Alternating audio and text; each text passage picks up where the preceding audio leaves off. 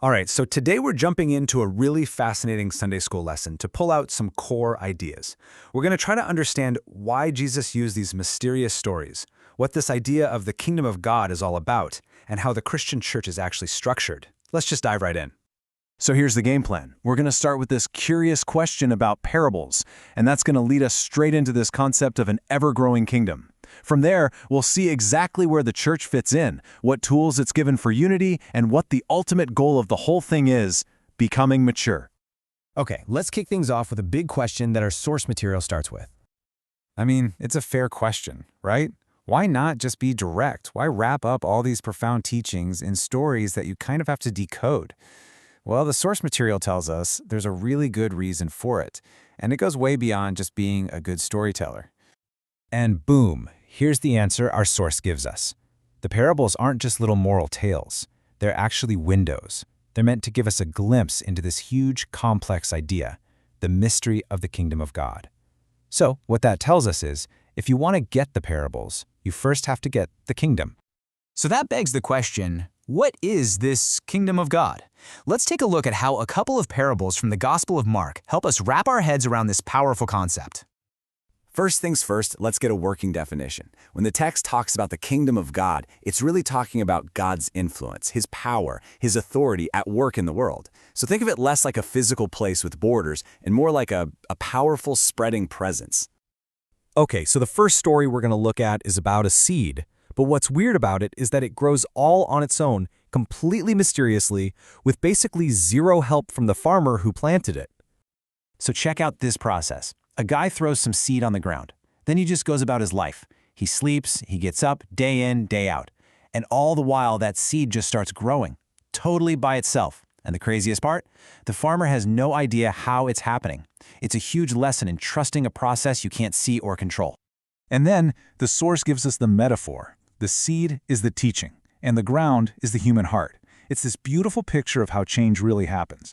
It starts on the inside, quietly, maybe for a long time, before you ever see a single sign of it on the outside. It's a hidden process, but it's powerful. Now, the second parable really hammers home this idea of growth, but it adds a whole new dimension, scale. It starts with a mustard seed, which the text calls the smallest of all seeds.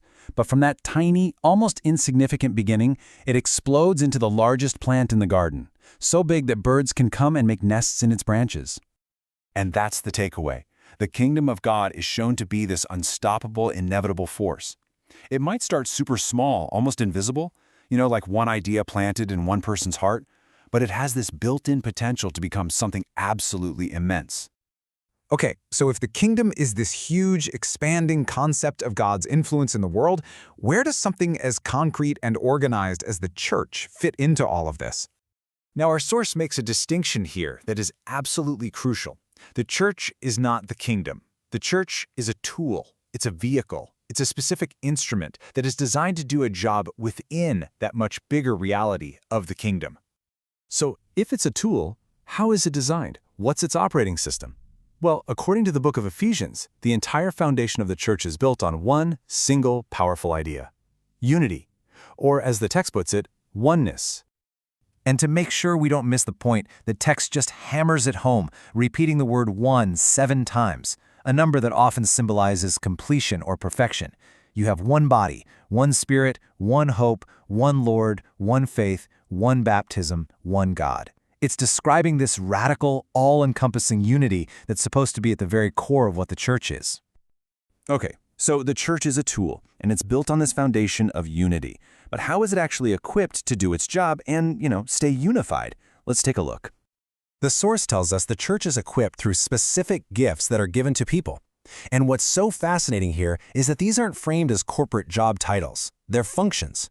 You have apostles, who are like the builders, prophets, who are the spokespeople, evangelists, who share the story, and then pastors and teachers, who care for and explain things to the community.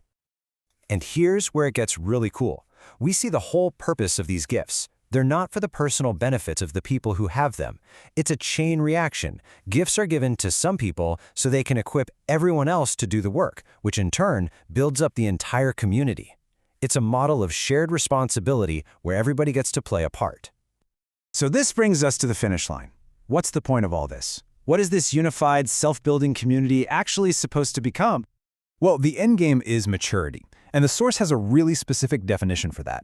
Maturity means stability. It's about getting to a place where you're not like a kid anymore, just thrown around and easily confused by every new, shiny, or deceptive idea that blows through town. To describe this kind of deception, the text uses this incredible phrase, sleight of men. And the source explains this literally refers to the trickery of a crooked dice player. It's this powerful image of someone who is skilled at cheating, at making you see something that just isn't there. But maturity isn't just about resisting negative things.